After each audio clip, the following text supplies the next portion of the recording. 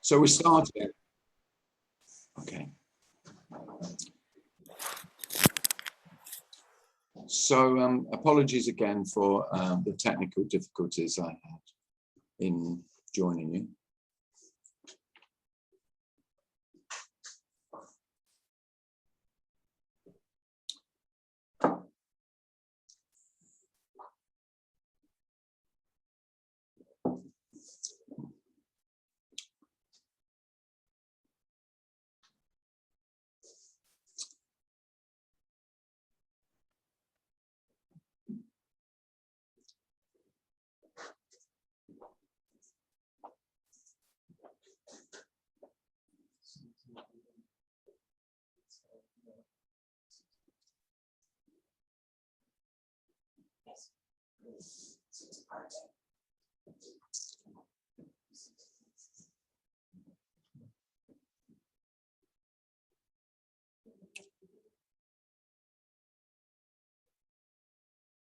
When I speak of this, or you've heard me say plenty of times that there's only this, I'm speaking about what is.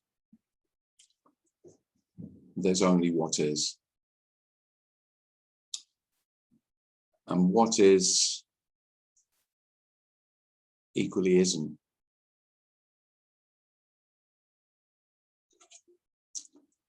So what is includes everything you know about what is, how what is as it is, and even explanations of why what is as it is. There's no exclusions.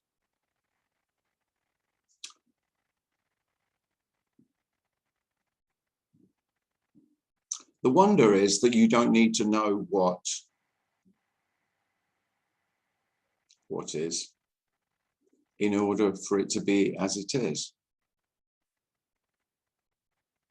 Whether you know or not, whether you think you know or not, whether you say you know or not, it's all irrelevant.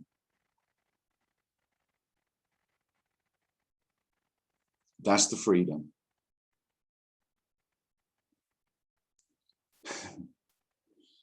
So unlike stories that you've heard about, oh, when there's no sense of self, then there'll be no knowing.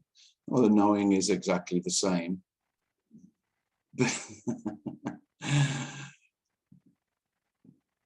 It's kind of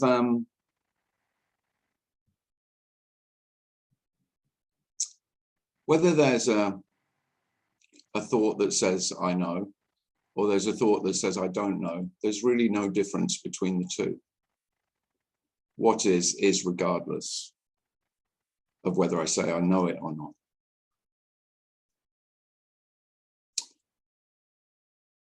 In that sense, there's really no difference between knowing and not knowing. Because I don't know.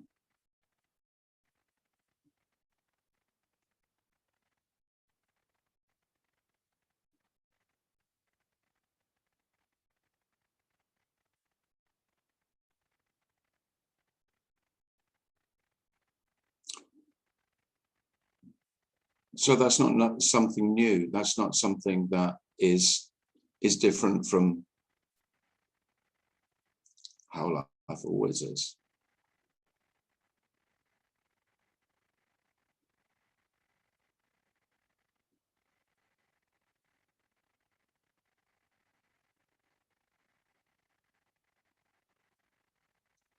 It can just be obvious that when I said that I knew life, which simply means I know what's going on, and it might be obvious that, oh, that was just saying to myself and to anyone else who wanted to listen that I knew what was going on, that I understood what was going on, what is going on. And there's simply no knowing.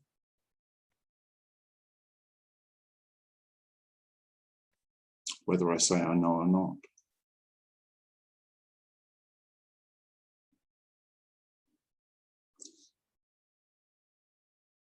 The problem with that is that self feels afraid in not knowing. Because in knowing, I have the illusion of I can keep myself safe if I know what's happening.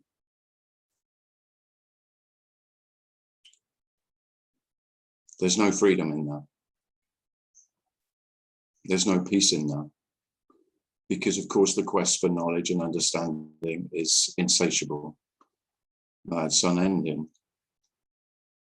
There's no resting place.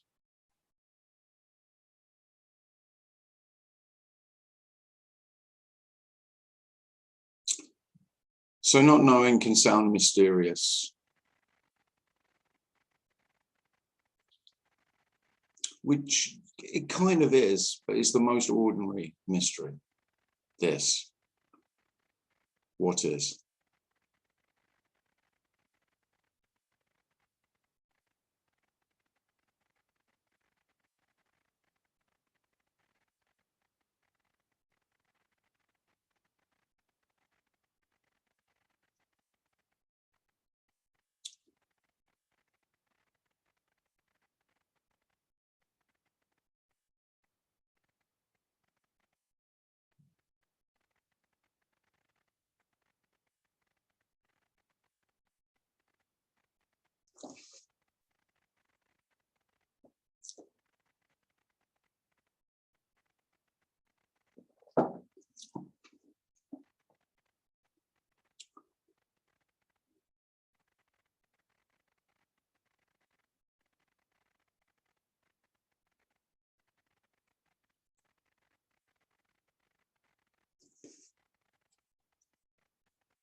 You're welcome to ask any questions that you want or to share anything that you want.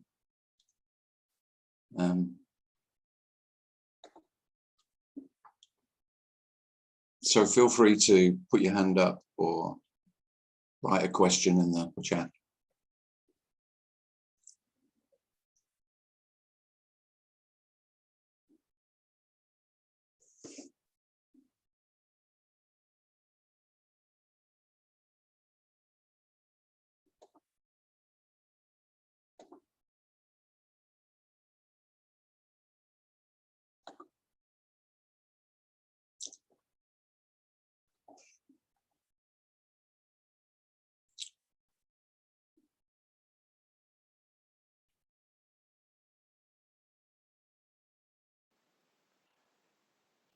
In chat, Gigi says, what does oneness or wholeness really mean?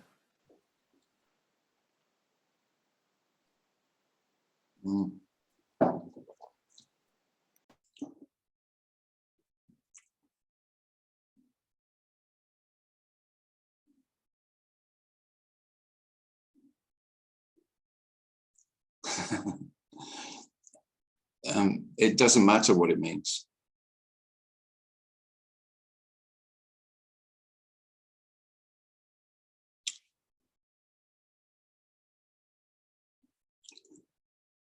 When I speak of wholeness or completeness,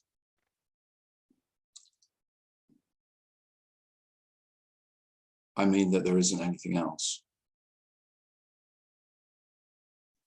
There isn't nothing else either. There isn't anything else, and there isn't nothing else. You can't get more complete than that.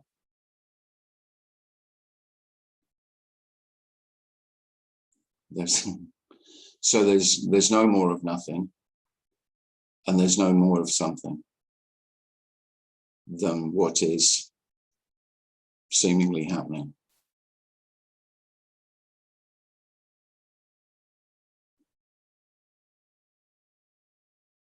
I tend not to say oneness because oneness sounds like a thing. I mean, every word sounds like a thing. You could say words are the essence of thingness.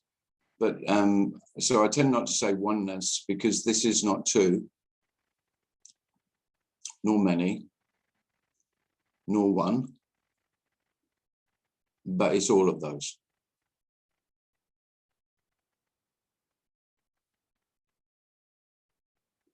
It's the end of the possibility of getting it right, of knowing the truth, of finally being at one with reality. There was never any separation in the first place in order to find oneness. Something would have to be apart from it. So there's no knowing it. It's not an it to be known.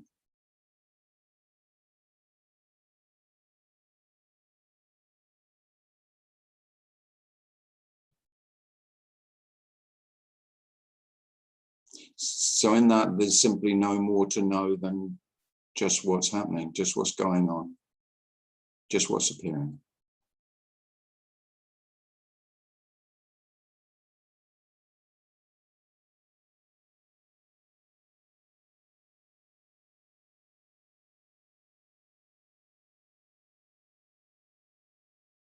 Yeah. Hi, Tim. Oh, who's that? Hi, Anita. Hi. Yes. Hi, Anita. Hi.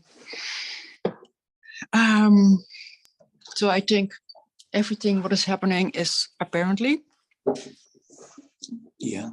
and there is nothing. Yeah, the nothing isn't apparently happening. Mhm. There's only, so when I was talking about the what is, that's what's apparent. Yeah. Yeah.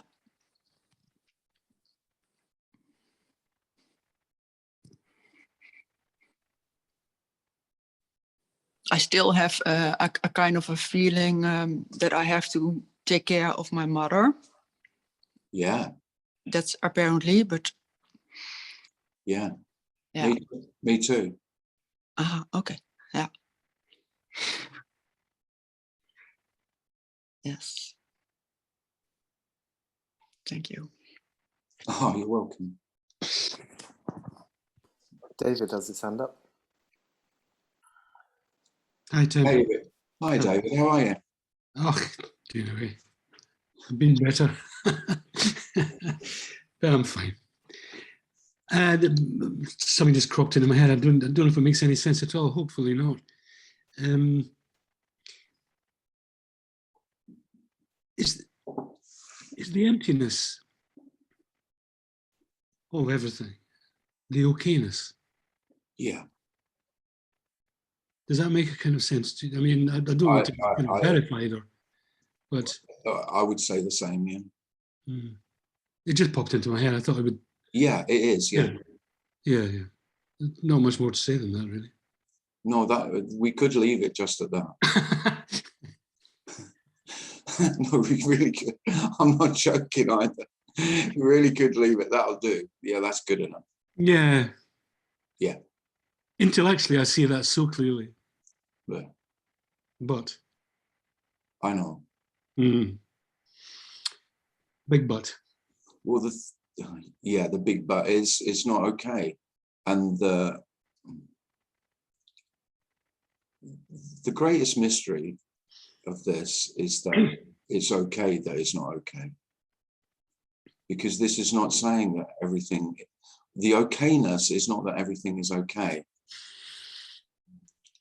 It's simply that it couldn't be other than it is. And that is simply because it is as it is, including all anything that's not okay. It's as though there's this business of space, and it's all very loaded philosophically in terms of non-duality. But it's as though there's actually no room for anything else. Oh, well, if everything is absolute, the absolute is empty. Well, there's no room for anything else but emptiness.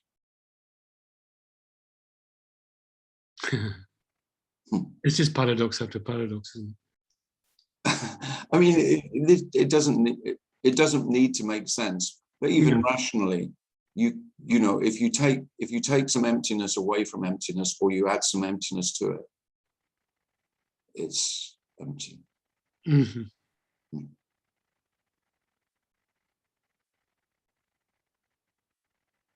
I like when this spills into art sometimes. You've heard me talk about that before. Yeah. It's an entertainment. There's a guy called Martin Creed is quite good on that. I think he's a Turner Prize winner, actually. I mean, a lot of artists, Yeah. you know, musicians, artists, sculptors. But he's tackling it head on in the way that what you just said there Right. was actually a piece of his. The business of adding nothing to nothing and removing, you know, blah, blah, blah. Mm-hmm. And it's nice to see that in the Tate Gallery somehow. No, really. You know. Well, I shall have to go. I don't know what he's doing these days. He's a bit crazy, actually. But that's his thing. It's definitely, that's where he functions. It's in that area. Yeah. And it's, yeah, if nothing else, it's very clever and entertaining. Anyway, thanks for that, Tim. Thank you. Oh, thanks, David. Thank you. A great example of okayness being not okay is I've got rampant toothache. I've got a really bad tooth, and it's like a fiery rod. It's kind of gone into my ear, and it's like presses here as well. It's just, that's a good example of it. That's a fine example. The thing is, I'm looking at your face, Darren, and of course, underneath it says Tim Kliss. So I hope I'm not going to get your toothache.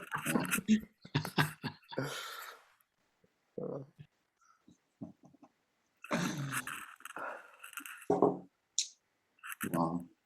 I mean, this, I always say, one of the worst things about this message is that it's saying that there is no possibility that things can be other than they are. That's really, I mean, that's dreadful. Self doesn't want to give that up at all costs.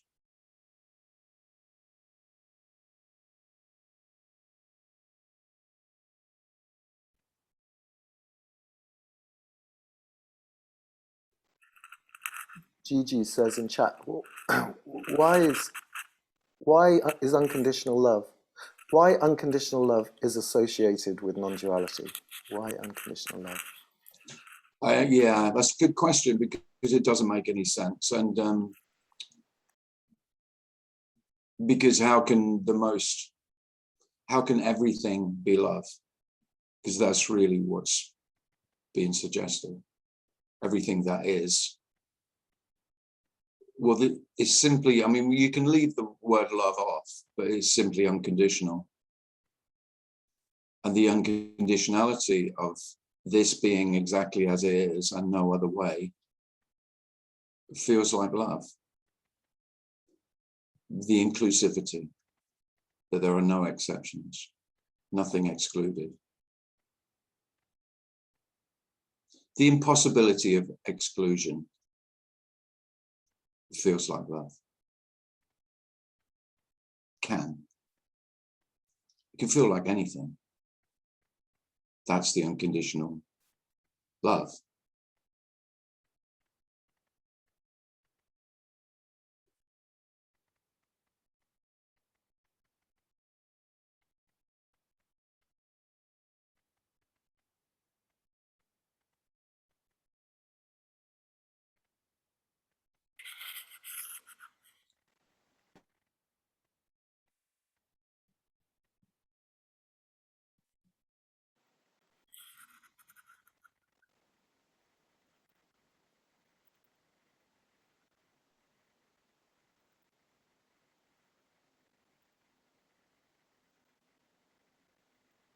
And of course, self is always wanting to be included in whatever it's fantasized about. The possibility of exclusion from a group, a belief, a faith, a tribe, God.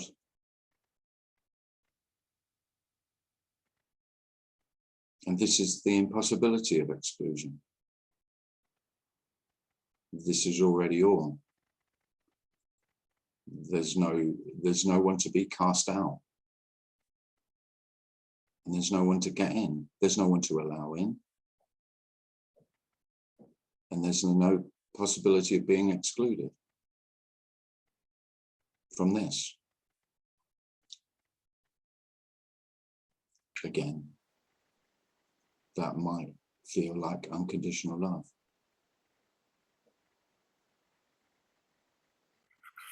It might not. Gigi It is says, but it is unconditional. Gigi says, any thoughts about laws of physics? Sorry, Dan, what was that? Any thoughts about laws of physics? No thoughts about physics whatsoever since I was 16 and doing my physics O-level.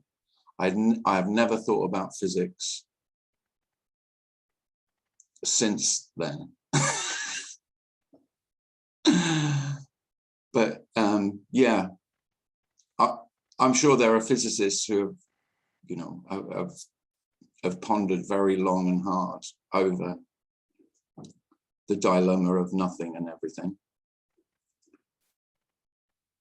But of course, you know, it's and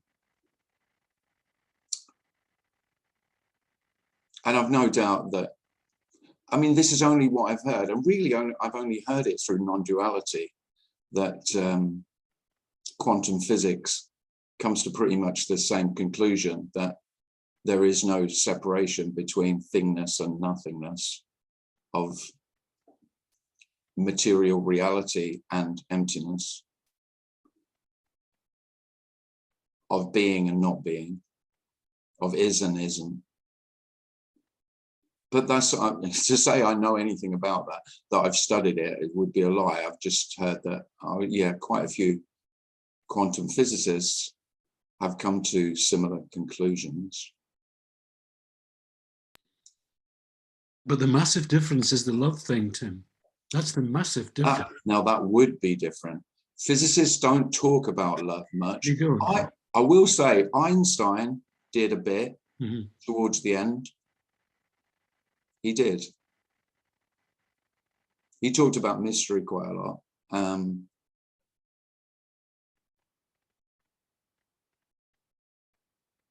I think he did talk about love as well. So it's not unheard of for physicists to to talk about love, but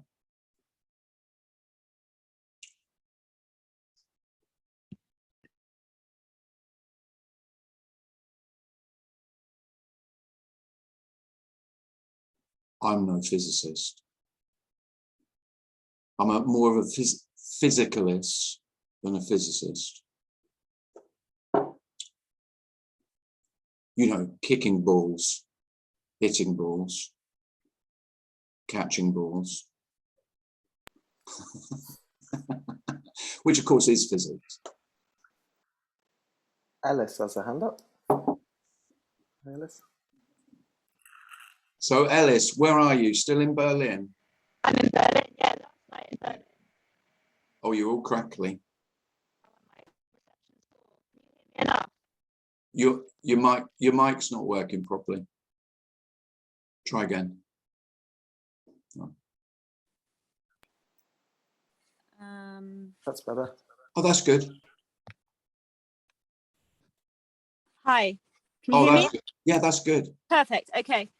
On the love theme, the Unconditional has offered me a whole load of like unrequited love stuff, and it's very interesting. Sort of, well, it is what it is, but it's like, what have you got to say on unrequited love, Tim? Well, you could say it's always unrequited because there isn't another to yeah,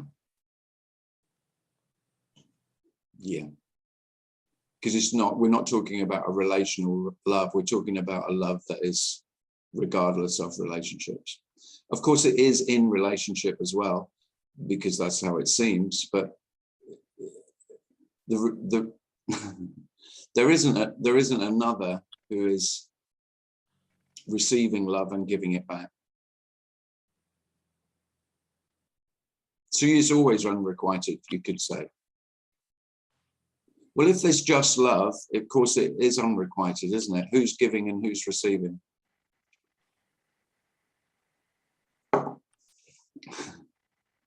That's why you can say just love in that sense.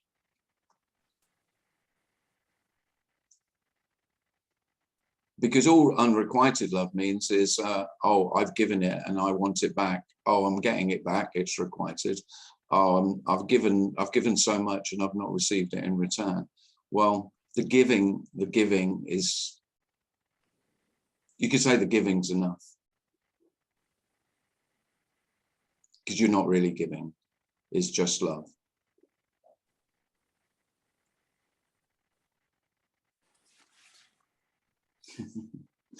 That's a lovely question. Thanks, Alice. Thanks, Tim.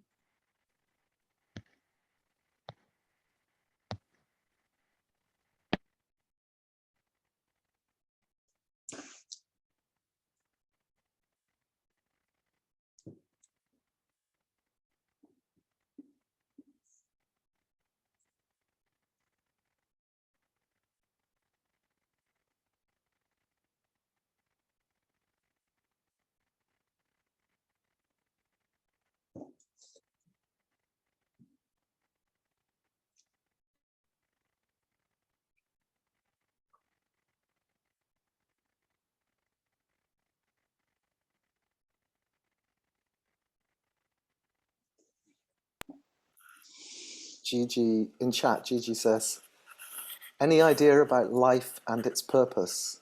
Ah, No change. Yeah. Life and its purpose. Well, seem to be talking about love a lot. But the reason we might call this love is the purposelessness of life. While there's meaning, purpose, journey, possibility, of course, that's all of that is conditional.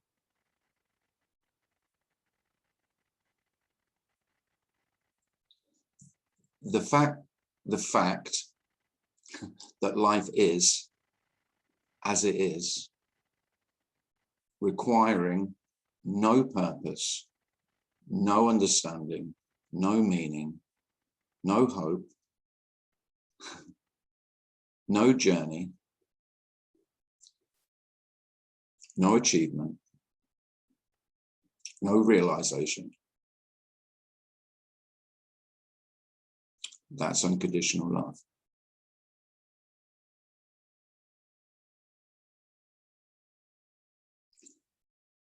Of course, purpose isn't excluded, meaning isn't excluded, but they're utterly insignificant. They don't mean anything. They mean something to the one who wants this to mean something. Purpose has purpose for itself, you could say, but it's of no significance.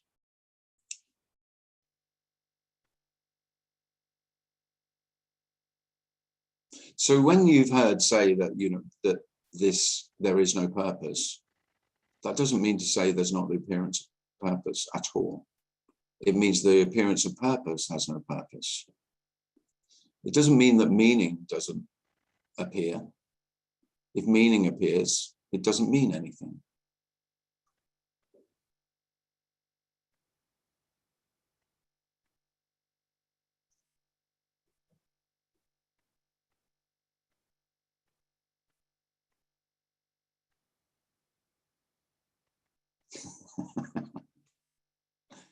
How wonderful when meaning doesn't mean anything. What more freedom would you want?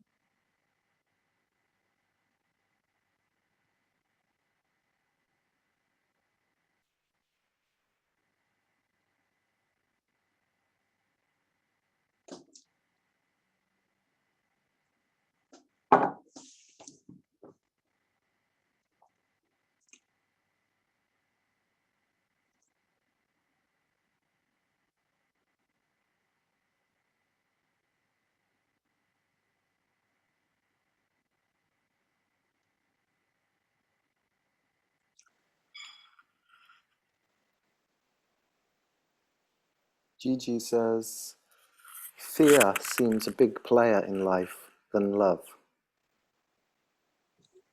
Sorry, fear does. Yeah, it seems a big player in life than more than love. Yeah, yeah. Yeah, it can seem that way, can't it?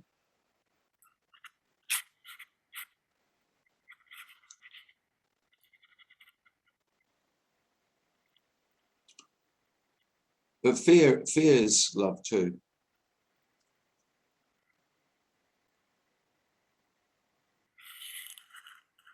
Fear is I love myself mostly, and therefore I'm afraid for myself. Fear is I love my family, and so I'm afraid for my family. I love my dog. I'm afraid for my dog. I'm afraid for myself, really, that I'll lose my dog. So fear is love too.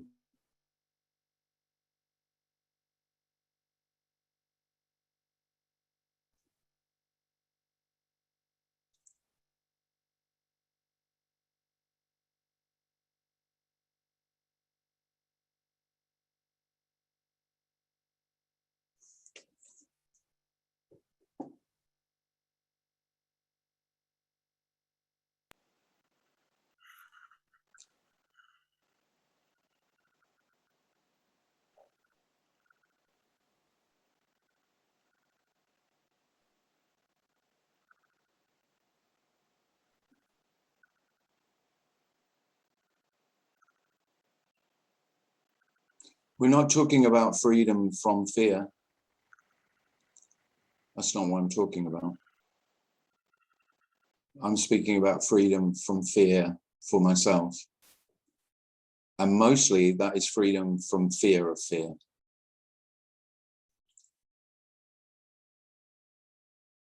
Self is very afraid of fear because fear is taken by self to mean that something's wrong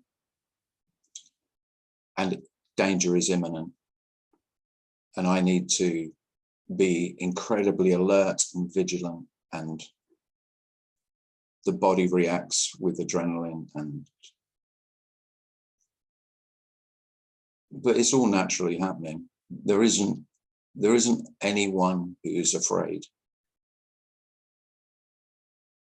But it seems that when I feel that this is my life, then there is so much more fear.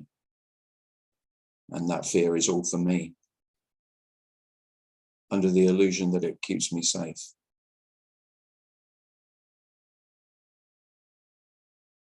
Well, there is no safety.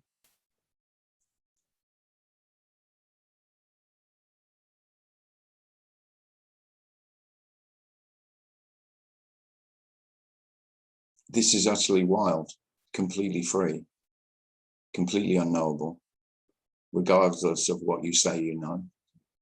That's included in the unknowable. The known is simply the illusion of knowing. This is already the absolute, appearing as the relative, appearing as what's happening. I don't mean the absolute as there is an absolute. This is the absolute. Not separate from the relative. So it's the end of looking for the absolute. That's a relief.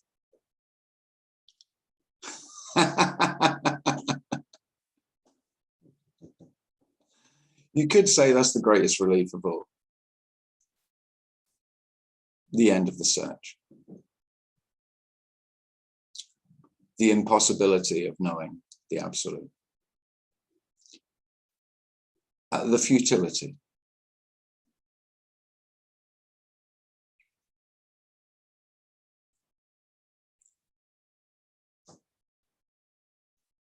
And so this message can sound like nihilism.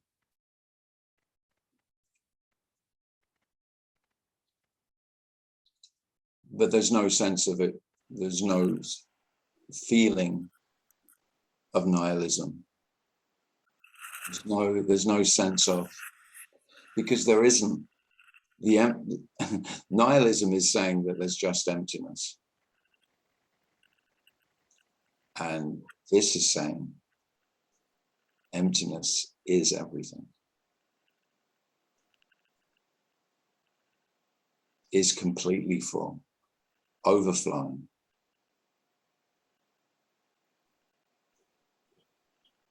Emptiness overflowing.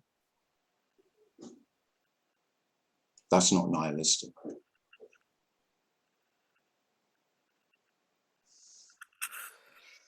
Baron has a question. He has a hand up. Baron. Yes. Do you hear me? Yeah, I can hear you. Yeah. Okay. You said there's no security in this. No. So is that not scary? For me, it's scary somehow. Yeah, of course. That's what self fears most.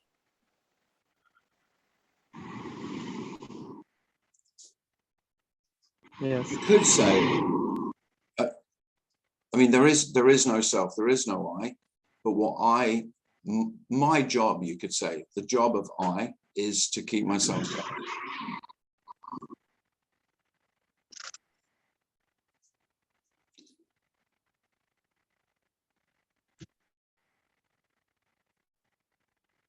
But if the self realizes that there is no safety, then it's a horrible thing. Yes, true. You could say that is the problem with speaking about this, because when self hears this, it can evoke great fear. So you might ask, well, why would I speak about it then? Well, it still feels compassionate, even though I'm well aware that when self hears this message, it could evoke terror, in that there's nothing I can do to keep myself safe.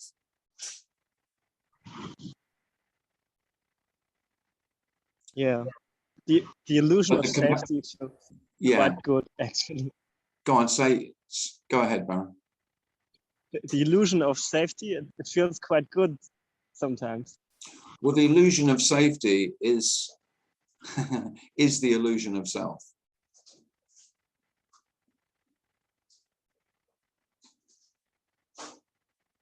Because the illusion of safety is that I can control what happens, which is my life. I'm in control of it. And so I can manage it in order to keep myself secure. And wow, that is an incredibly hard job. That's constant. Even if it's not consciously thought about as that's my job, that is what self is always doing, always looking after itself. And the wonder is that there's no need to look after yourself. There is no self that is looking after anyone. And you never were, you never are looking after yourself. The whole construct is illusory. So is this looking after itself? Well, no, there is. When I say this, I mean, there isn't a this that's looking after this. That's because the problem with using any term for what we're speaking about, we can only objectify. And of course, this isn't an object we're speaking of. So when I say this, there isn't a this. So there's no looking after. Well, if there's looking after, then that's this too. But there isn't. And the great paradox is that the only security is in if it becomes unspeakably and unbearably obvious that the whole illusion was that I could keep myself safe, then there could well be dreadful fear, terror, but there's actually nothing to fear because there's nothing to lose. There already is no security. There is no one who has security. There is no one who could be secure already. And so in that sense, there's nothing to lose. And of course, the freedom from fear for myself is nothing to lose.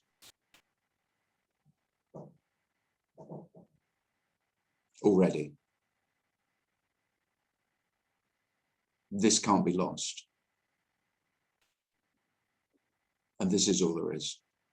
It can't be found and it can't be lost. Yeah. Well,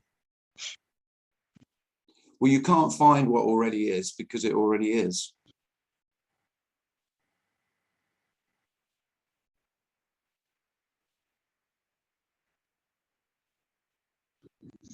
Thank you. Oh, thanks, Brad. For what any of that was worth. I mean, the thing about this message is it is worthless because this is already the case. So this isn't prescriptive in any way. It's a pathetic attempt to describe.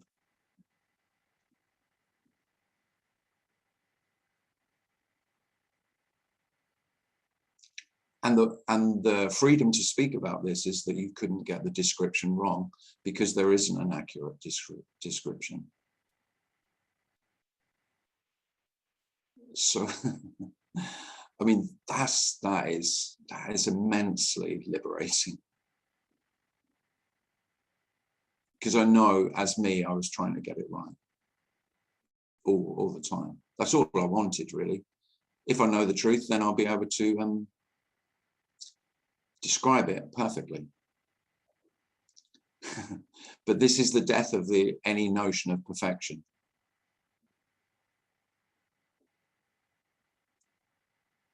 And it might not be obvious, but if perfection dies, imperfection dies with it.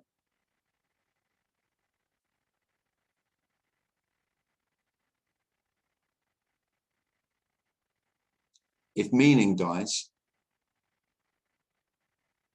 meaningless dies with it.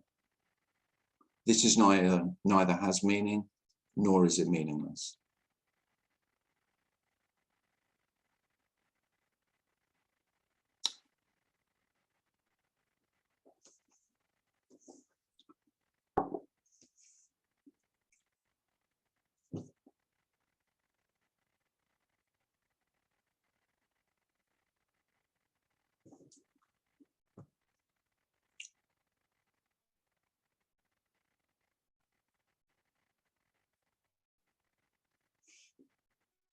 Oil of clothes reminds me of my grandmother.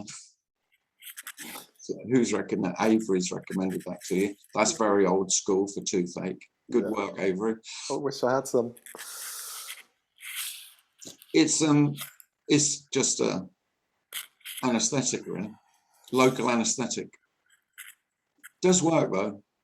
You'd have to put it on every 10 minutes. You're in pain, aren't you? Yeah, right now a hammer would be the best thing. Just do you remember that scene in Castaway where Tom Hanks knocks his tooth out with an ice skate? Right now, that seems so satisfying somehow. Yeah, well, you would do anything to stop the pain, wouldn't you? Yeah. Oh.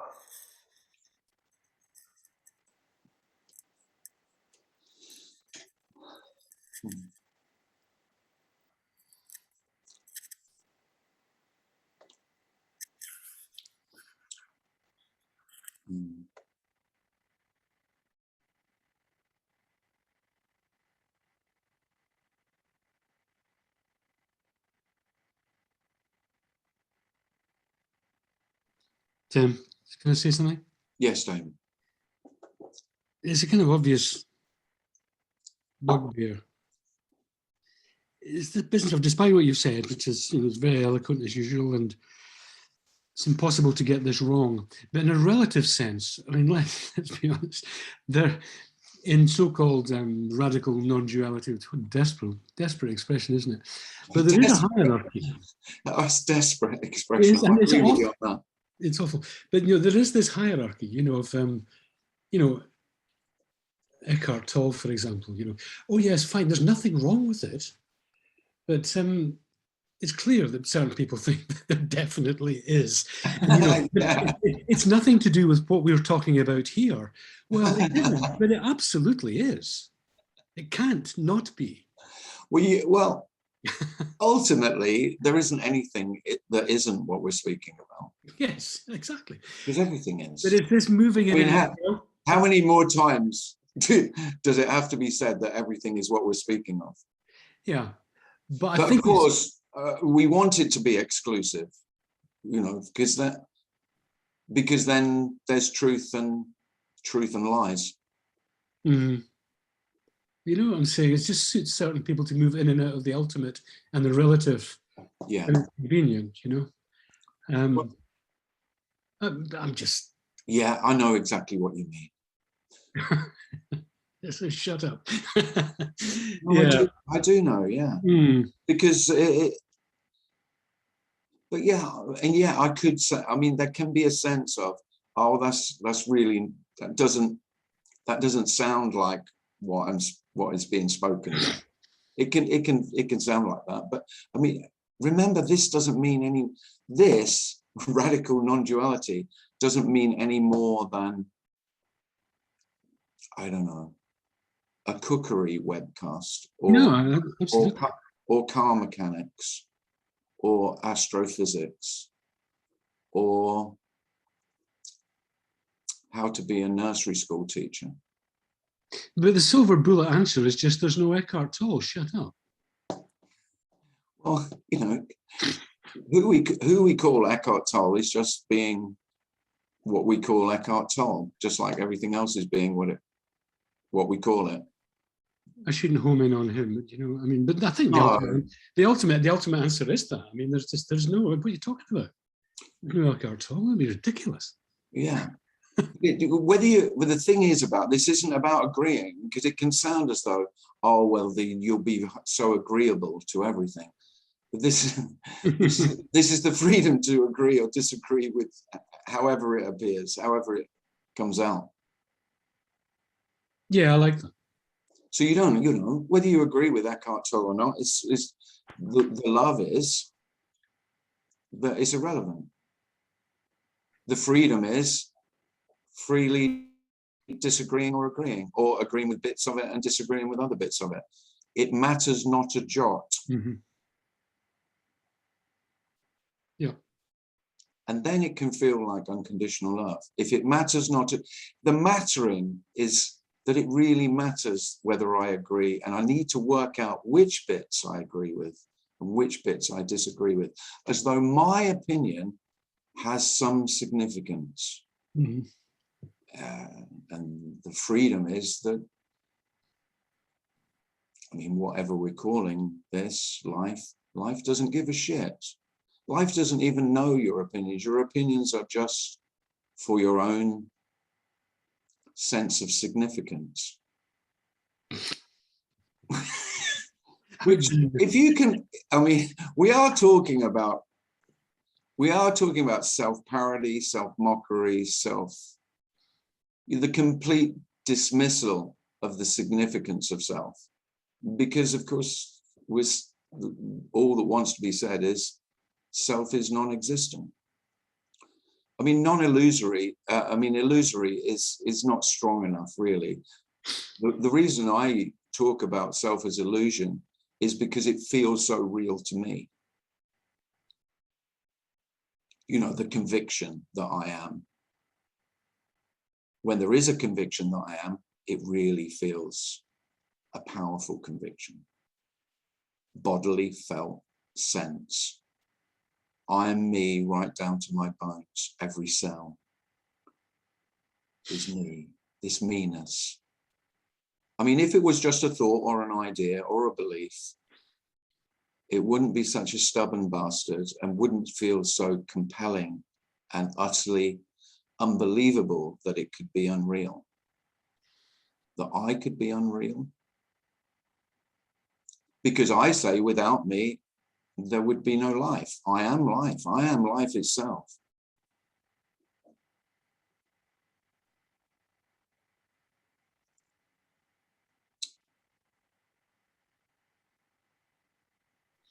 This is my life.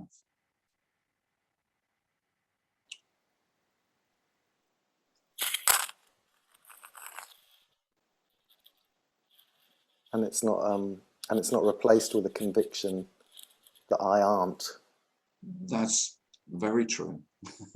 It's placed with the conviction that all convictions are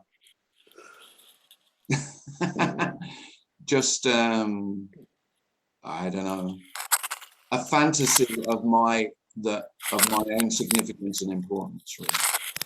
And there is nothing in my place. No, not at all. Because you've heard me say quite a lot that really what I was waiting for, once I fully understood radical non-duality, because that's what we're calling it today. That's David's fault to add the radical on the front. Once I had a full understanding, which I really felt I did, I had a complete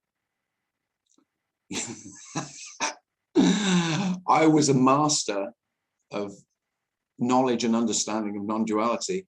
Then, of course, that would free me. And I was waiting until the freedom, or until I knew my own absence. Now, you might see the joke in that. And even when I saw the joke in that and the futility that, of course, I won't be there to notice my own absence, that's the whole premise of speaking about this. Self can only imagine that there will be a noticing of no one. So I will know when I'm no one. No. Tim? Hi, Mala. Tim, very quickly, I just wanted to know, how did Denmark go? Denmark was wonderful, thank you. Great. As in the words of the song. Great, great. Thank you. No, it was a joy. Yeah, the hosts were brilliant, Annette and Lotte, and it was just yeah, it was brilliant, and it was lovely because I met quite a few friends, and I say friends that I'd never met but felt really were friends, and then to meet them for real. Was that your first trip to Denmark? Yeah. Fair play, Tim. Well done. It was lovely. And if you're interested, I mean, you can watch the whole thing. It's all on YouTube, the whole lot. Oh, right. Yeah, because I've been listening to all your past videos every single night. Right. And the so there's five videos, each of about an hour and a half on YouTube. Tim, can't wait for you to get to Wales. Oh, thanks. Thank you, Tim. Take it easy. Thank you. Thanks. Ellis has a hand up.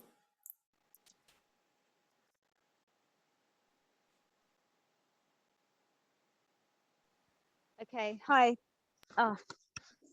I can hear you, okay.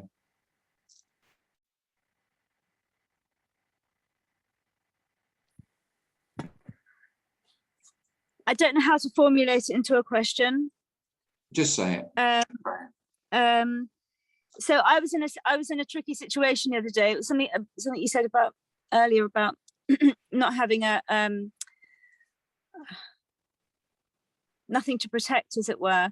But I was in a really tricky situation the other day, and it really surprised me about how naturally it was just to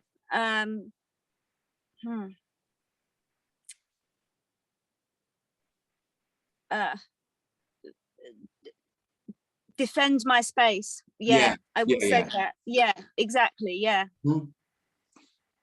Yeah, well, the illusion is that I'm protecting myself, whereas what's really happening is the body is protecting itself. The being, you know, the human being naturally protects being human, just like a dog would protect itself. You know, this instinctual protective mechanism. There's no requirement for me. Yeah, I'm just pleased that you show the whole picture there, because I think it could sound really dismissive of traumatic experience and stuff like that. Not at all. You know what I mean? And Yeah. I'm really sure that you're not trying to communicate that. Not at all, no. Yeah. Yeah. No, because trauma, again, me claims trauma, but there's no doubt that body and what we call mind, brain is easily traumatized in childhood, and that can be held in the body as a story. But the adrenaline and everything, that Yeah. isn't necessarily, is that a story? No, that's real, isn't it?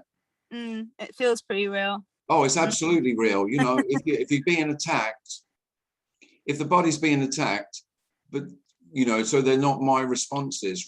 We know this in fear, in bodily attack. Then everyone knows that there's endless stories of I didn't do that. It just happened. You know, and that's how it always is. So just again, me claiming that I did that, I defended myself. Well, you ask a lot of people who are attacked, they may respond in a way that self could have never imagined, because it just all happens naturally. This is all happening naturally.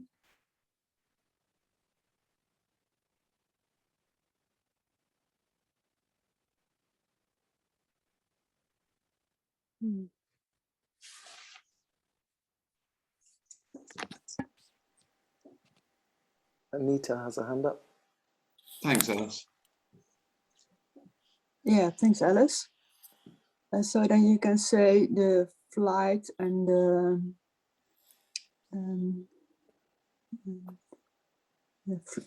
vlucht. I don't know, vlucht and fight.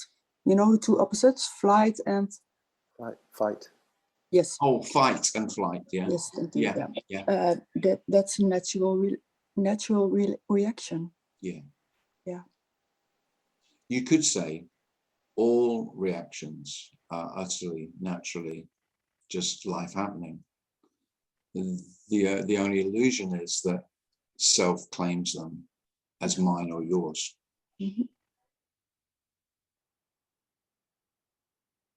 Because then maybe because self is essentially afraid for itself. So in the claiming, the illusion is that I can then keep myself safe in future. You know, there is a future where there's an endless possibility of situations that could be dangerous, and I need to be vigilant. And through my awareness and my consciousness of danger, then I can keep myself safe. There is no safety. That's the freedom.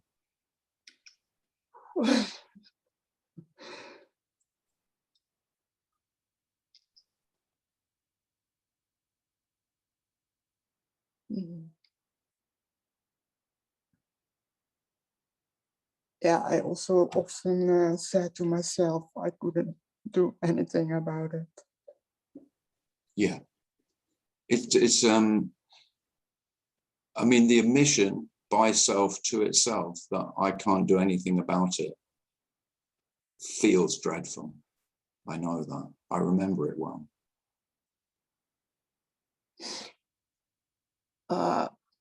That doesn't feel so dreadful. It's more, you know, the guilt I gave to myself before that. That was more sticky. Yeah. Yeah, and this is more the freedom. Yeah. We are speaking of a terrible freedom. Yeah. That self doesn't want to go near.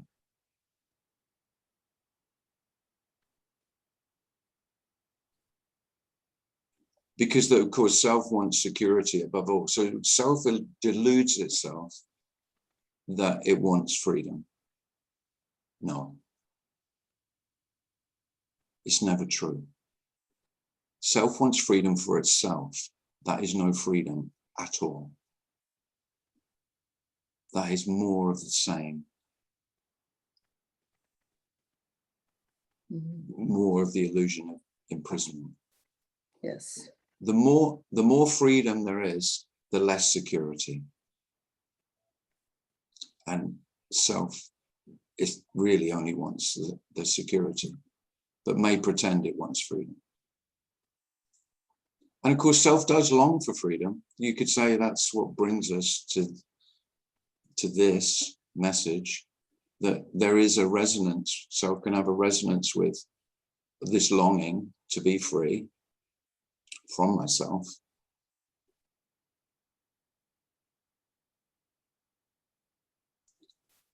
But self actually doesn't want this anarchy, this absolute wild unknowability that life is. Because it is the end of my security, or the possibility that I can find a safe place. Because this isn't a landing place. This isn't what I was looking for. This isn't what you're looking for. This already is. So whatever's looked for is not this. I was always looking for something else other than this. This is already. So if you're looking in the wrong place. Another place. Somewhere else. Yeah, that's what I'm sometimes doing, yes. Yes. Self can do no other, because this isn't acceptable. And there's no possibility of self accepting this, because that very self-acceptance is a kind of rejection. This requires no acceptance. It is already. Yeah. So it's including the pain in my throat, the tension. Yeah, everything. Wow. Toothache, tension in your throat, computer's not working. All the shit, what we call the shit of life. Shit happening.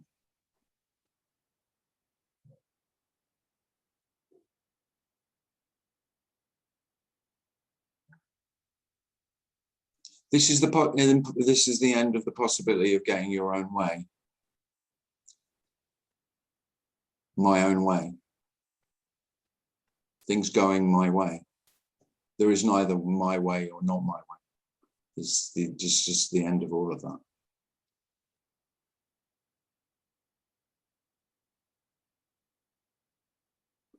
Not surprising, this radical non-duality message is not popular. The end of getting my way. And really, if you think about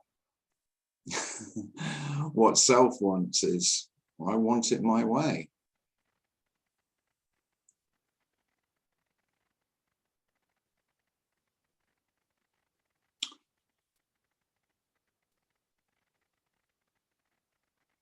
And there is no way. There is no way. Yeah. Thanks, Tim. Thanks. Thanks, Anita. Well, thank you. I think that is about an hour-ish since I managed to get my laptop working. Has anyone else got a question they'd like to ask? There was one last one in chat from Gigi. He said, which I think you kind of answered with Ellis, but if Tim no longer exists, how is he functioning as a human? Does he still have emotions? Well, there you go. That's what self says. Yeah. He doesn't have emotions. You don't have emotions. There are fucking emotions, though.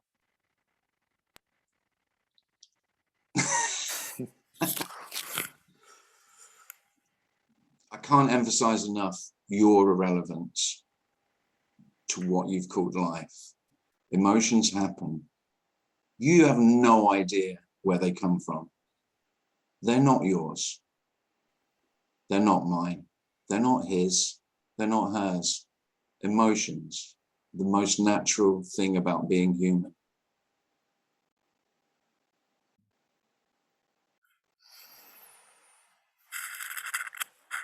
So, well, thank you very much for coming and for your patience of waiting at the beginning. A pleasure, as always, to talk about this nonsense. Thanks for allowing me to enjoy. If you'd like to make a donation, then by all means do. Just go to Tim Kliss This. And if you haven't had a look at the website Tim Kliss This, then please do so. It is a beautiful thing. Though I say it myself. I will say thank you to everyone who came to Denmark. It was quite a lot of trouble, particularly a lot of people did international travel, which is, you know, there are, you know, hurdles put in your place that were never there before. But again, it's not that difficult. But I appreciated it. The whole thing was a joy. Thanks for Marla for asking. And thanks Frederick and Alice for making the effort. It was brilliant. Again, though, I say it myself.